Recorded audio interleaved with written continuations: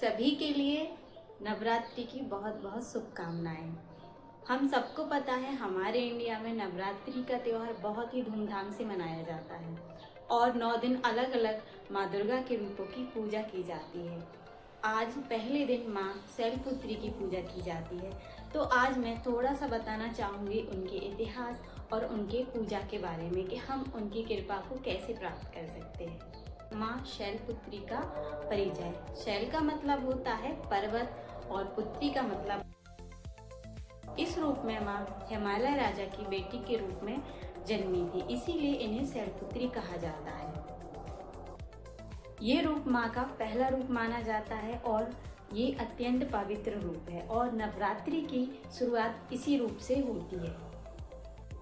माँ का स्वरूप और उनका प्रतीक। माँ शैलपुत्री वृषभ यानी बैल पर सवार होती है।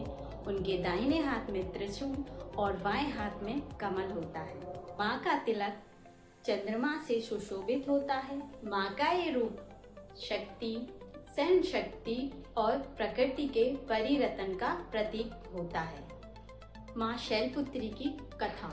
पुराणों के अनुसार कहा जाता है माँ शैलपुत्री ही शक्ति हैं, जो अपने पिता दक्ष के यहाँ यंजना में अग्नि प्रवेश कर देह त्याग देती हैं। उसके बाद वे राजा हिमालय के यहाँ जन्म लेती हैं और इसी कारण वो शैलपुत्री माँ ने हिमालय में ही शिव को अपना पति स्वीकार किया और इसी कारण माँ को भक्ति और शक्ति का प्रतीक माना जाता है।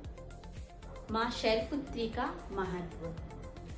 शैलपुत्री की पूजा से मनुष्य के जीवन में स्थिरता आती है। माँ शैलपुत्री सिखाती हैं कि भक्ति और शक्ति के बिना कोई भी सफलता संभव नहीं।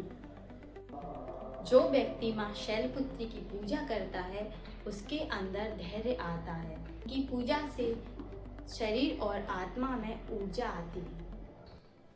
जो व्यक्ति अधीर मन और कमजोर इच्छा शक्ति से परेशान है उसे माँ शैलपुत्री की आराधना जरूर करनी चाहिए। देसी घी का दान करना भी बहुत शुभ माना जाता है। इनकी आराधना करने से मानव जीवन में शक्ति, स्थिरता और भक्ति का संचार होता है और इनकी आराधना पूरे समर्पण के साथ करनी चाहिए।